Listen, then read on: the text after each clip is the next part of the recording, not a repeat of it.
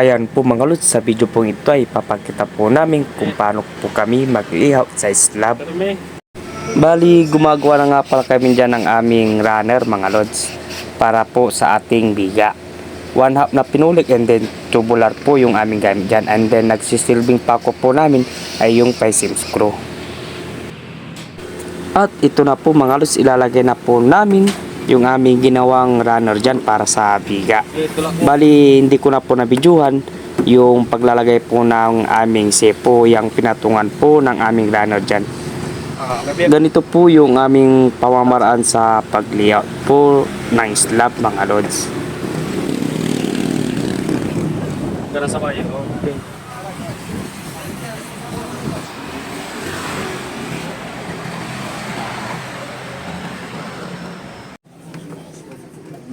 At ganito naman po yung aming ginagawa para hindi na po gumalaw yung aming runner dyan. Bali, pinakuan po namin ng 2x2 yung aming sepo dyan dahil hindi po aabot yung aming tech screw dahil number 3 lamang po yung aming tech screw. Kaya naglagay na po kami ng 2x2 dyan para umabot po yung aming tech screw. At sa pamamaraan po na yan mga lods ay hindi na po gagalaw yung aming runner dyan. Matibay na po yan. So, ayan po mga lods, bali nakapaglagay na rin po tayo ng ating mga sidings.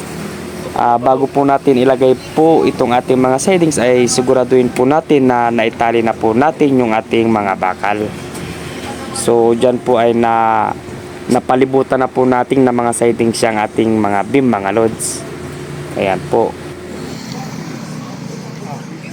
At dahil tubular po yung ating runner dyan at tubular din po yung ating sidings dyan ay hindi po pwedeng pakuan. Kaya tech screw na lang po na number 3 yung aming ginagamit dyan mga lods. Ayan po yung aming ginagamit dyan mga lods. So siguraduhin lang po natin na nakalapat po talaga yung ating sidings sa ating runner. At after po nating may fix yung ating mga sidings dyan mga lods ay isusunod na po nating ilalagay yung ating sepo. Bali, ang ginamit na naman po namin na sepo dyan mga lods ay 2x2 po na tubular. At ang gagamitin din po namin na soleras dyan ay 2x2 din po. Ito yung kinagandaan po ng tubular. Pare-pares po yung size nito. Bali, pagdating sa paglalagay ng soleras ay hindi na po tayo mahihirapan dahil patong lang po tayo ng patong dyan dahil pare-pares po yung size niyan. At kung mapapansin nyo dyan ay tech screw rin po yung aming ginamit dyan na nagsisilbing pako mga lods. At ayan po, nailagay na po natin ng ating mga sepo mga lods at lalagyan na po natin yan ng mga support. Bali, 2x3 rin po yung aming nilagay na support dyan mga lods para hindi po talaga siya babagsak. At ayan po mga lods, ilalagay na po natin yung ating mga soleras. At dyan naman ay babawasan nila dahil mahaba yung ating mga soleras mga lods. At kung mapapansin nyo dyan ay may parang tainga po yung ating mga soleras dyan. May purpose po yan mga lods. Ayan po mga lods, bali latag na lang ng latag yung ating mga kasamaan dyan ng soleras. At ang aming distance po ng ating soleras dyan ay nasa 16 inches po mga lods. Ayan po. Mabilis na po ito mga lods dahil patong lang ng patong dahil pare-pares po yung size ng ating tubular dyan.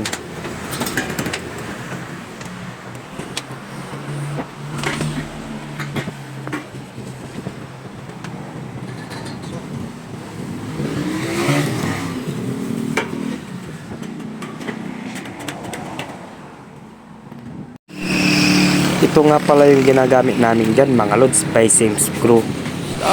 Kahit alternate po yung ating paglalagay ng screw para hindi po matrabaho mga lods. So dyan po ay lalagyan na rin po natin ng mga yero yan. At dyan po mga lods ay nilagay na po natin lahat ng mga yero. Bali last na yero na po itong aming lalagay. So ayun lamang po mga lods. Maraming salamat po.